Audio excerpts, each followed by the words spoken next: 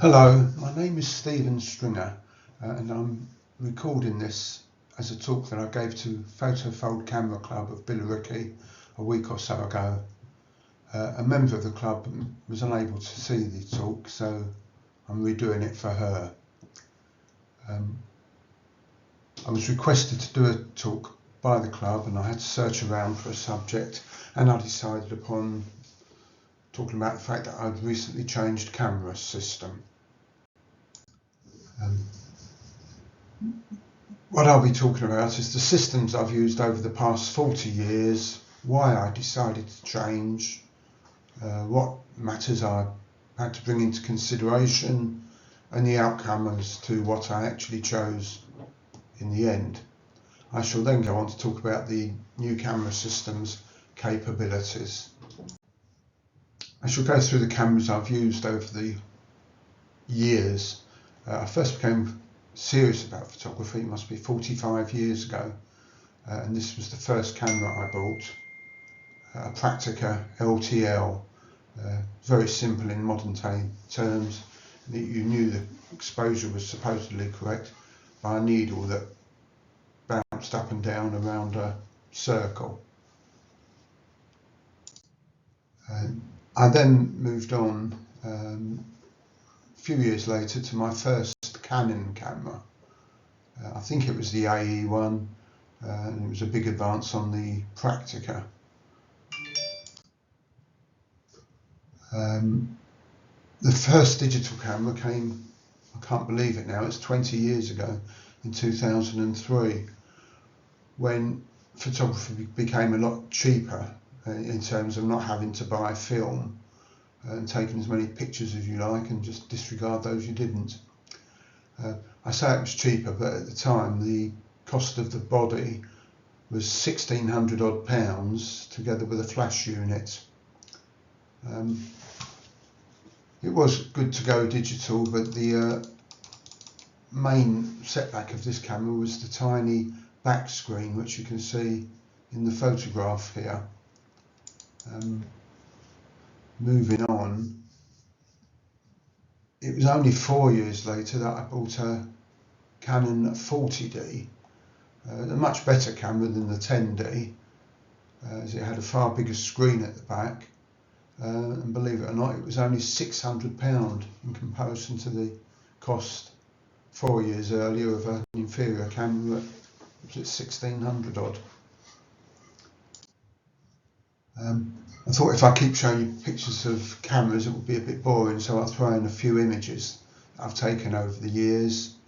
This was from the Canon 40D and was taken on a club trip to Docky Wood in Buckinghamshire. The Bluebells were very good that year. I think if you were to go back now you'd find the National Trust have restricted access somewhat, because unfortunately people were trampling over the flowers.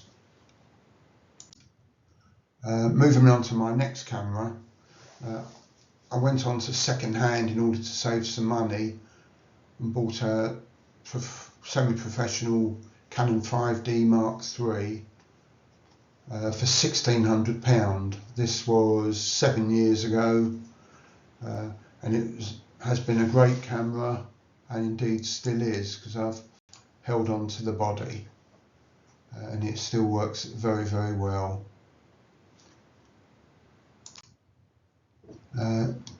We now come on to the current setup I was using up until about a year ago. I had lenses, Canon lenses that is, from 17mm up to 200mm plus macro. I was looking to extend the focal length and perhaps go up to 400mm. In order to do that, I would have had to buy a Canon 100 to 400mm lens. So that was the setup prior to my change. And here are some images I took with the Canon 5D Mark III. As I say, I'm very happy with the camera. I needed a change. So why did I need a change? Well, everyone seemed to be going mirrorless and that seemed to be the way of the future, so I didn't want to get left behind, so that was a consideration. I also, as I said earlier, wanted to extend the focal length for use in wildlife photography. That would have either meant buying a new lens or changing the whole system, and I was in two minds as to what to do. Now I come on to a serious consideration for me, and probably many other photographers, is the weight of the equipment they carry around. The existing Canon setup was very heavy, and if I was to add another lens to it, it would get heavier. I was struggling to carry it at times, and it defeated the pleasure of photography. So what did I do? What can I do? Right, here's the weight of the Canon system that I was using. You can see the lenses are quite heavy, and if I added in a Canon 100 to 400, which would be this one here, that would be over another 1.5 kilos. So the combined weight of all this lot would have been just under 5.5 kilos. And I was already struggling with the weight of the lenses I had without the 100 to 400, which was just short of 4 kilos. And to this you have to add the weight of the bag, tripod, filters, any other accessories, etc. So at first I was very tempted to change the Canon system and looked at the mirrorless Canon possibilities. The camera is a lot lighter than the 5D, by about 30%, but you still use much the same lenses and they still amount to a lot of weight. Retaining some old lenses and adding the new 100 to 500, which would be available from the Canon mirrorless, would have been heavier than I was presently using, as you can see from these details. The camera itself is lighter, but then you have to buy an adapter for some existing lenses, so I could keep a couple of old lenses and then add in the 100 to 500, and the combined weight is a little over 4 kilos, which was 400 odd grams more than I was already struggling with. So that kind of ruled that out. So what could I do?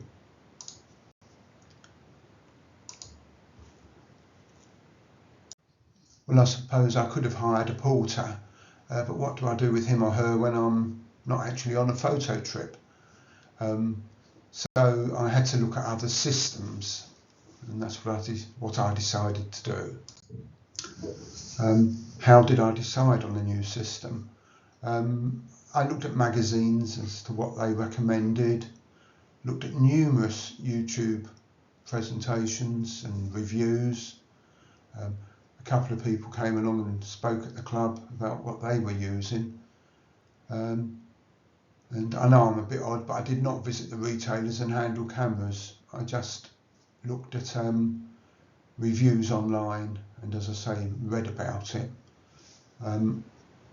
I do much the same when I buy a car. I don't want to fall in love with a particular car. I'd rather read what independent reviewers say. So after many weeks of study, and price was a consideration, I looked at all these manufacturers. I won't read them out to you, but as I say, I went on YouTube and looked at reviews of all of these. In the end, the decision I made was to go with the Olympus OM1. Here are a few details of the camera I went for. It is what's called a micro four thirds, and here in this diagram to the left of the camera I show the difference in size of the sensors. The big one is the kind of sensor I've got in my Canon, but it's a smaller sensor in the Olympus, and that's where it enables them to cut down on the weight. It has a 2 times crop factor, so a 50mm lens on the Olympus is equivalent to a 100mm lens on a full frame camera. Despite the change in sensor size, it still comes in at 20.4 megapixels, which in my experience is more than enough. And it has 1,000 odd autofocus points, which sounds impressive, and I'm not quite sure what it means, but the camera is more than adequate. So what did it mean in terms of weight? On this slide we compare the weight of the Canon system to that of my new Olympus system. You can see the overall weight of the Olympus camera and 4 lenses plus a teleconverter comes in a little under 2.5 kilos. The equivalent, if I'd gone with the Canon system, would be about 5.5 kilos. You can also see in the middle column the full frame equivalent focal length of lenses. So, for example, taking the first lens, the 60mm macro, you double that up to come to 120mm equivalent because of the difference in sensor sizes. Likewise, taking the biggest Canon, or rather Olympus lens, the 40 to 150 becomes 80 to 300, and when you add in the teleconverter it makes it the equivalent of 112 to 420mm lens, which is much the same as the 100 to 400 if I'd gone with the Canon system. Another advantage of this is the overall cost of the OM1 setup was just short of 5,000, whereas the Canon R6 and lenses would have been a little short of £10,000, but it was mainly the weight consideration which was of importance to me, and I've saved 3 kilograms in weight to lug around. Another advantage is with the new camera system, and I'll explain why later, you would rarely need a tripod, so that saves another 2 or 3 kilos of weight. I'm very happy with the weight saving, and I thought, how do I illustrate the saving to my audience? So I came up with the comparison is carrying around £6.9 or a little over 3 bags of sugar or a reasonable sized baby. And I think you would agree that that is a reasonable weight saving. So what are my impressions of the new camera? As previously stated, it's much lighter. I like it, its height comes across very well, but I do have a lot to learn, because in moving from Canon to a different system, obviously all the menus are different and there's a big learning curve. Some of the features of the OM1, unlike my Canon 5D Mark III, it has an articulating screen, so you can put the camera on the floor and tilt the rear screen up to save you getting on the floor and taking low-level shots. It can also take up to 120 frames per second. Quite why on earth anyone would want to do so, I don't know, but it is a capability. It has in-camera HDR, that is, it takes a number of shots and combines them into a JPEG image. You can do multiple exposures, which I haven't even looked at yet. You can take high resolution shots. I mentioned that it's a 20 megapixel camera, but you can set it on high resolution, set the camera up on a tripod and take, I believe it's up to 80 megabyte shots. Quite how it does it I don't know yet, but it's a possibility. I'm not sure I'll ever need to use that. It also has 8-stop image stabilization, focus stacking and pro capture, and I'll look at these 3 in more detail as we carry on through the talk. Looking now at the image stabilisation, first of all I should talk about what image stabilisation is. Stabilisation can be built into either the camera body or the lens.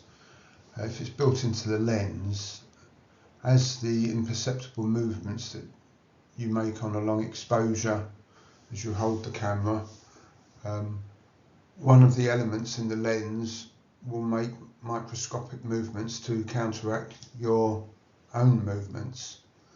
Likewise, in the camera, it's possible for the sensor to move ever so slightly to counteract the movements of the camera. Within the OM1 you get the stabilisation in both the camera and the lens, so combined they add up to the equivalent of 8 stops of image stabilisation. Now what you see when you actually look through the camera lens or the viewfinder or the rear screen, you see this box that I've tried to illustrate by drawing here. You'll see the scene that you're looking at, and then this is superimposed over it, and as you tilt the camera like this, the black boxes either side will go up or down, and similarly the box in the middle will kind of bounce about like a bouncing ball. The more still you can keep these as you do a long exposure, the better you are holding the camera steady. And it's said that so long as that middle box doesn't move outside of the borders, then the in-camera image stabilisation should be able to cope with the movement that you're making.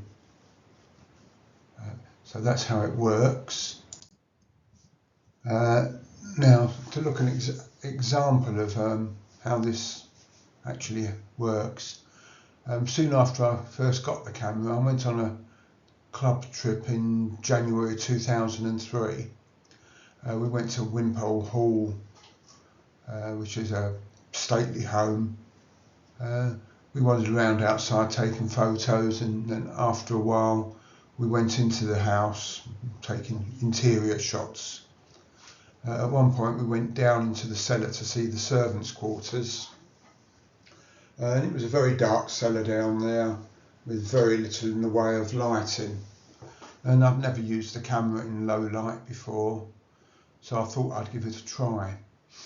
I had the camera set at f8 and ISO 200 because I'd come in from outside and I didn't think to alter those. I didn't take a tripod with me, so I just found something to take a photograph of. I pointed the camera at a dark corner and I could barely see what I was getting. I knew there was a fire extinguisher there and a couple of doors. I did not expect a decent shot, but what I got was this. You can knock me over with a feather. I was amazed. I thought I'd done something wrong by setting the ISO at too high a level or something, but no, that wasn't the case. This was a 4-second shot, just hand holding the camera, and the 8 stops of stabilisation in the camera and lens were clearly used to very good effect. Although I can't blow it up on screen here, you can actually read all the word in here, which wasn't even visible to the naked eye, because as I say, this was such a dark. We can look now at how the handheld assist system and image stabilisation works in practice. To illustrate this, I did a dodgy looking video which I filmed with my phone. Film me using the camera. Just to use as a subject, I put some pens under my desk in dark conditions, set the camera at f8, ISO 400, used a very long lens at 420mm equivalent, because that's the hardest thing to hold still when you're using a camera at a long lens, and it resulted in a 3.2 second exposure. In this video, which doesn't last long, you will see the bouncing ball image stabilisation or handheld assist thing appear. Then the screen will go dark during the 3 seconds exposure. You will still see the handheld assist illustration, and the idea is to hold the camera as still as possible so that the ball, as it were, in the middle doesn't bounce about too much.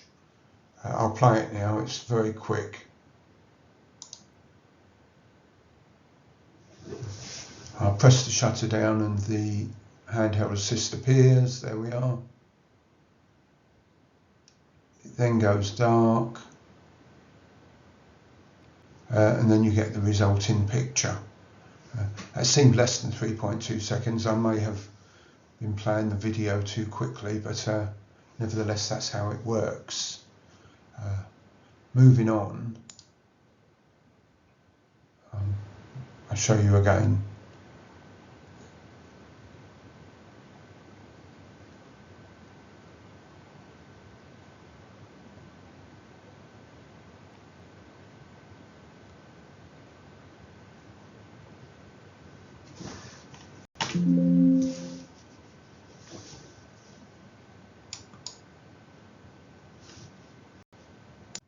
Yeah, here we have two examples. In these cases I actually did 8-second exposures. I stopped down to f11 to make it my task even more difficult.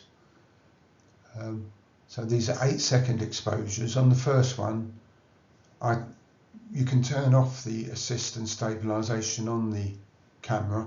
So this is what you get. Where it's all turned off, or indeed if you had an old camera with no stabilisation or handheld assist. In attempting to hold a long lens very still, you find it's impossible, and this is the result that you get. I then turned the assist and stabilisation on, and believe it or not, this is an 8-second exposure in the dark, and it's unbelievably clear. It is an extreme example. In reality, you wouldn't really want to take an 8-second exposure handheld normally, but this just shows you what is possible with this camera. Turning now to in-camera focus stacking. I'll just explain the bullet points here. You have to set this up in the camera. You go to the menu and say you want to focus stack, and then it gives you a number of options. You can set the camera up to take anything from 3 to 15 shots. It's a bit hit and miss at the moment until I understand how it's working as to how many shots you take. I think for macro, where you get a very narrow depth of field, you probably go for the higher number. But perhaps if you were taking a landscape, you'd only take 3 shots. You also set something called the focus differential. This is how much the focus moves from shot to shot to shot. You press the shutter and the camera takes however many shots you've set it to take very quickly, and it then whirs and buzzes for a few seconds, and then produces a composite JPEG. It's very impressive, but it's best illustrated by an example, which I've done at f2.8, once again handheld.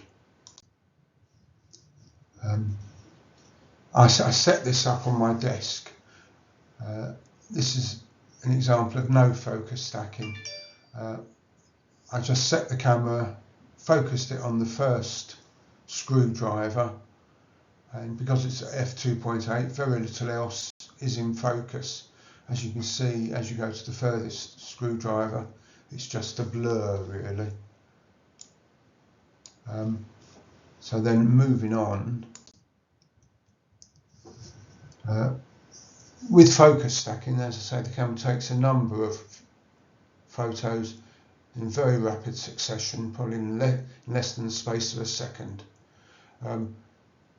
So I've taken some of these photos just to show you the effect. Here you'll see I've focused on the front screwdriver, and then a split second later the camera takes another one where it's focused a bit further back, yet further back, further back, and further back. Right, the camera then whirs and buzzes for a minute, or no, rather for a few seconds, and the resulting photo is this, which is the JPEG composite image. You see it's now all in focus, and the camera has actually cropped it a little, which is something it does when it does focus stacking. You also see as it's a JPEG, it appears to be a different exposure because the camera has applied some correction to the image. And if we look at two together, the one on the left is the original picture I took where I used no focus stacking, and the one on the right is the focus stacked JPEG image. You can clearly see the difference between a RAW file and a JPEG. In addition to the JPEG image, you have all the individual exposures if you want them, so that you could combine them all in Photoshop if it was an extremely important photograph for you and you wanted to have some manual control. But I suspect I'll do that very rarely in reality. Now here is a practical example of a focus stacked image. I visited Hyde Hall on a windy day a few months ago, and I spotted damselflies were on the reeds beside the pond. I say it was a windy day and these reeds were moving about, but I used focus stacking, and I think I took about 12 shots on each occasion, and this is the result. You can see the wings and the bodies all appear to be in focus. So I found that quite impressive. Bear in mind, this also shows how quickly the camera takes all the individual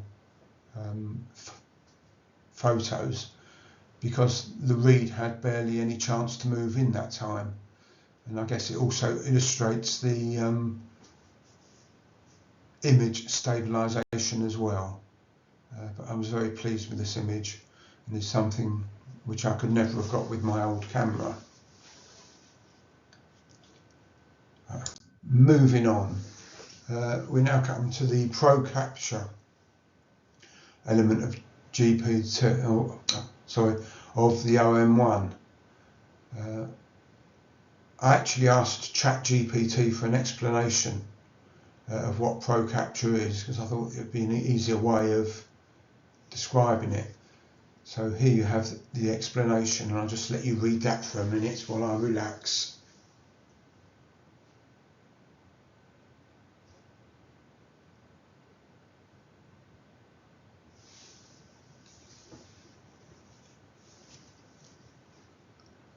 So in summary, what this means is, if you are taking photos of a bird, say, that you want to get hold of in flight, and you wait for it to take off, you half depress the camera shutter, and whilst that's half depressed, the camera is buffering into its short-term memory a number of images on a rolling basis. But let's first look at a normal camera example of trying to take a picture of a bird in flight. I've done this a number of times in my back garden. I see a bird on a stick, but that will be a boring photo and not satisfy any judge. So I think, right, let's try to get it when it takes off in flight and it leaves the stick behind. So you sit patiently watching the bird on the stick, and then it takes off, and you press the shutter button, and what do you get? Nothing, because he's long gone. Your reactions aren't fast enough to catch a bird taking off. So what does Pro Capture do? With Pro Capture, you point your camera at the bird, you half press the shutter button, so it's not actually committing the photographs to memory, it's just putting them into a short-term buffer memory, but not putting them on the memory card. So you might point the camera at the bird while he's sitting there on the stick, and you wait for him to take off. Now once you depress the shutter, it will start recording from then on, but it will also save the last 20 to 100 images that were previously in the buffer. It will now save them to the memory card. So what you get with Pro Capture, with any luck, is this. As it goes away, you're catching all these pictures.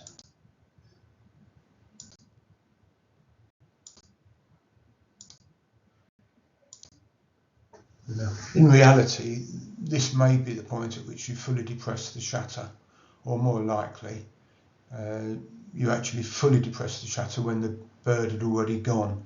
So what you're seeing here is the pictures that the camera recorded before you ever press the shutter. So it's very impressive, but you do get lots of images. The sequence of shots I just took here, I've picked a few out of many, and the whole sequence of shots took less than a second. And as I say, these are just a few I picked out. You do end up with hundreds of images, most, if not very nearly all of which you will discard. It's just best to just select one and work on it. This was one I chose from thousands of images, or I should say 1,000 images I took in the garden one afternoon. And while it is nothing great, but it's far, far better than anything I would ever have got previously. I have caught him in flight, and I was impressed with the capabilities of the camera. Now that concludes my presentation, but in closing I thought I should say, whatever camera you are using, and however many clever gizmos it has, the most important element is the photographer behind the lens. She or he has the creative input that determines success or failure. So I didn't want this to be an overly technical talk, but in summary I would say the Olympus OM1 is a great camera for my purposes, and more importantly to me is the fact that it weighs a lot less than the equivalent Canon setup. I can now continue to take photos for many years to come, hopefully without suffering from backache or hernia. So that concludes my talk. Thank you.